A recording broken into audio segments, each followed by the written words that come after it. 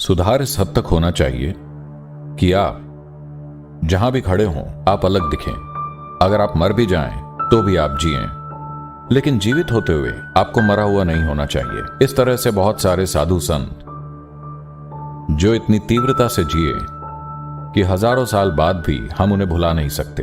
आपके साथ इतना जरूर होना चाहिए कि आपका शरीर, आपका मन, आपकी भावनाएं, आपकी ऊर्जाएं आपके जीवन में रुकावट नहीं है। क्या शरीर कभी कभी शिकायत करता है? बिल्कुल ये करता है। अगर शरीर शिकायत नहीं कर रहा है इसका मतलब आप इसे इस्तेमाल नहीं कर रहे हैं। इसे जरूर शिकायत करनी चाहिए, लेकिन आपको नहीं। आपको यही सीखना है। इसके लिए आप जो भी कर रहे हैं उसके प्रति भक्ति की जरूरत है। अगर आप में भक्ति नहीं है, शरीर से पहले मन शिकायत करेगा, भावनाएं शिकायत करेंगी, हर चीज शिकायत करेगी। नहीं नहीं नहीं, पहले शरीर को शिकायत करनी चाहिए, मतलब आप शारीरिक रूप से पूरा खींच गए हैं। फिर मन समझदारी से, मेरी तरह समझदारी से फैसला ले सकता है। आप मेरी तरह आराम कर सकते हैं, मतलब रात में सिर्फ 12 बजे तक आप काम करते हैं, सिर्फ आधी रात तक। उसके बाद आप सोते हैं, नहीं तो सुबह 2 बजे तक काम होता है। आज आराम का दिन है। अगर आपका शरीर यह महसूस नहीं कर रहा है कि जीवन कठिन है, शरीर, मन नहीं, अगर आपका शरीर यह महसूस नहीं कर रहा है कि जीवन कठिन है, इसका मतलब आप कोई सार्थक काम नहीं कर रहे। आपका शरीर लगातार काम पर लगाया जाना चाहिए। इसे सोचना चाहिए कि यह कठिन है। जब आप बेड पर जाएं तो आप सोए नहीं, आप मर जाएं। आप पत्थर पर लेट जाएं, आप ऐसे ही मर जाएं। दिन के खत्म होने तक आपको इस तरह होना चाहिए। हाँ, फिर अगले दिन सुबह ये इस तरह से उछल पड़ेगा जैसे फिर से जन्म हुआ हो।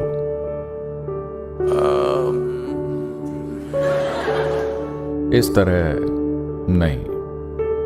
आपको महसूस होना चाहिए कि यह शरीर के लिए कठिन है, क्योंकि ये इसकी प्रकृति है। आप इससे जितना ज्यादा काम लेते हैं ये उतना ज्यादा मजबूत बनता है, उतना ही बेहतर बनता है।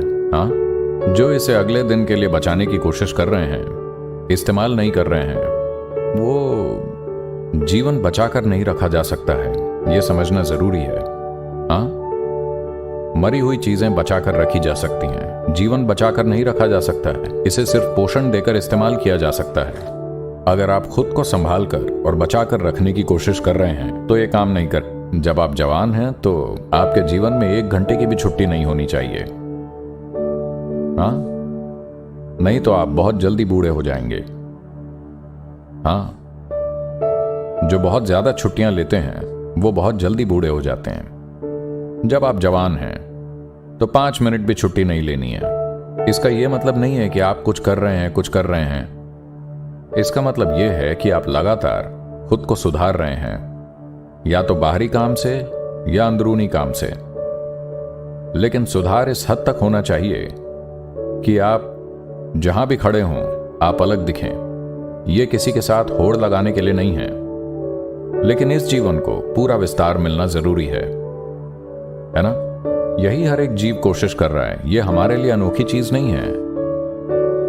एक नारियल का पेड़ अच्छा नारियल का पेड़ बनने की हर संभव कोशिश कर रहा है, पूरी तरह से। यही चीज एक पंछी के साथ है, टिड्डे के साथ है, एक कीड़े के साथ, एक हाथी, सबके साथ है कि नहीं? सिर्फ इंसान झिझक रहे हैं क्योंकि उन्होंने अपनी दिमागी गतिविधि को सही से चलाना नहीं सीखा है। उनके अपने विचार उन्हें उलझा रहे हैं। एक बुनियादी सवाल भी, मुझे पूर्ण विकसित जीवन बनना चाहिए या नहीं, ऐसा सवाल एक बहस का मुद्दा बन गया है और लोग सोचते हैं कि यह बुद्धिमानी है। हेलो, आपको एक पूर्ण विकसित इंसान बनना चाहिए या नहीं?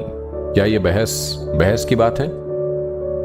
हाँ, इसमें कोई बहस की बात नहीं है। जीवन इसी तरह है, इसे पूर्ण विकसित जीवन बनना ही है।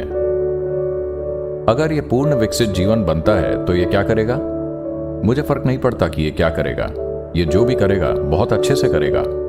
यही है जो महत्वपूर्ण है। ये जो भी करेगा अच्छा करेगा, बस इसी की जरूरत है।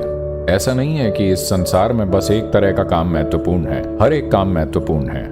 अगर इसे सही से किया जाए तो यह शानदार होगा। ये जो भी हो, कोई पोछा लगाता है, देखिए उन्होंने अच्छे से किया है, क्या ये शानदार नहीं है? क्या ये किसी काम से कम है? तो इसके लिए सबको एक ही तरीके से देखने के लिए, हर समय पूरी गति से काम करने के लिए आप में भक्ति होनी चाहिए, आप में भक्ति की आग होनी चाहिए। नहीं तो थायरे, मैं थायरे के खिलाफ क्यों बोल रहा हूं?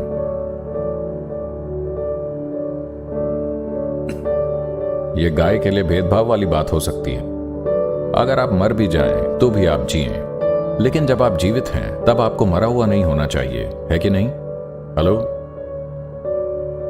जिन्होंने अपना जीवन सच में पूरी तरह से जिया, वो मरने के इतने लंबे समय बाद भी कुछ मायनों में जीवित हैं, ऐसा है कि नहीं?